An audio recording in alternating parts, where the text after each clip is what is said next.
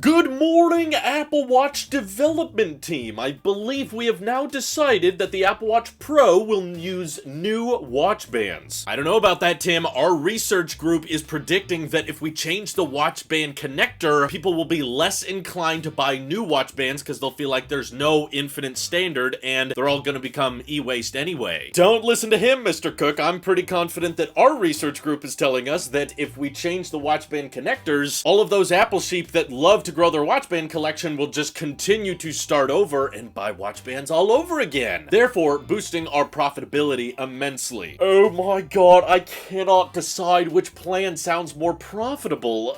My job is so stressful. Maybe we should just flip a coin. Alright, fine. You'll leave major business decisions to chance. Siri, flip a coin. I don't have an answer for that.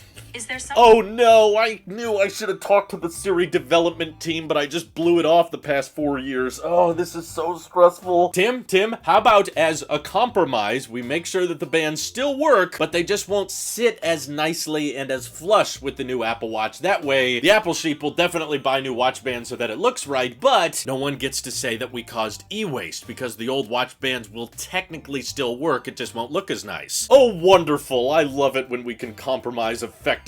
So whose idea are you going to reward then? Well, it was kind of both of your ideas all at once, wasn't it? So I guess we'll split the raise between you two? Great. So now it's a quarter of the current inflation rate. I'm going to Microsoft. I can't take this anymore. Let's begin.